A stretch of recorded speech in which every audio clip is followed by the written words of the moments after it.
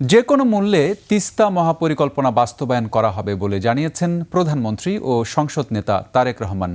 কালো টাকা সাদা করার বিধান প্রত্যাহার সহ বিভিন্ন খাতে কর কমানোরও আহ্বান জানান প্রধানমন্ত্রী। মেহেদী হাসানের রিপোর্ট।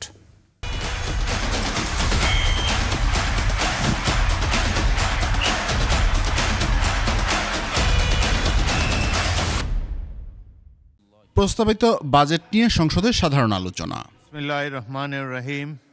বিরোধী দলীয় নেতার বক্তব্যের পর বক্তব্য দেন প্রধানমন্ত্রী।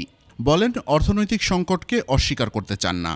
একই সঙ্গে ফ্যাসিবাদী শাসন ব্যবস্থার অবসান ঘটিয়ে দেশের অর্থনৈতিক খাতে শৃঙ্খলা ফিরিয়ে আনা এবং বিদেশে পাচারকৃত অর্থ দ্রুত দেশে ফেরত আনার দৃঢ় অঙ্গীকার জানান প্রধানমন্ত্রী।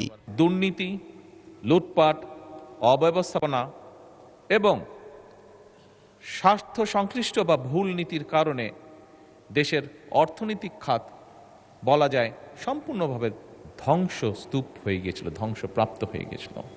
প্রধানমন্ত্রী বলেন, অতীতের দুঃশাসনের কারণে বিশেষ করে পুঁজিবাজার এবং ব্যাংকিং খাতে জনগণের মধ্যে গভীর উদ্বেগ সৃষ্টি হয়েছিল।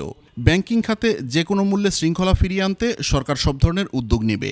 আমরা জনগণকে সাথে নিয়ে রাজনৈতিক সদিচ্ছা এবং কার্যকর নীতির মাধ্যমেই আমরা যে সংকট, এই সংকটকে আমরা সফলভাবে মোকাবেলা করতে চাই। মাননীয় স্পিকার, তিস্তা মহাপরিকল্পনা নিয়েও সরকারের অবস্থান তুলে ধরেন প্রধানমন্ত্রী। জাতীয় অগ্রাধিকার ভিত্তিতে ইনশাল্লাহ এই সরকার যে কোনো মূল্যে তিস্তা ব্যারেজ মহাপরিকল্পনা বাস্তবায়ন করবে। এবার বাজেট উত্থাপনের পর নিত্যপণ্যের দাম বাড়েনি দাবি করে তারেক রহমান বলেন, নিত্য প্রয়োজনীয় 61টি পণ্যের উপর শুল্ক সম্পূর্ণরূপে প্রত্যাহার করে নেওয়া হয়েছে। আগে যা ট্যাক্স ছিল সেগুলো প্রত্যাহার করে নেওয়া হয়েছে। মেহেদী হাসান, 21 টেলিভিশন, ঢাকা।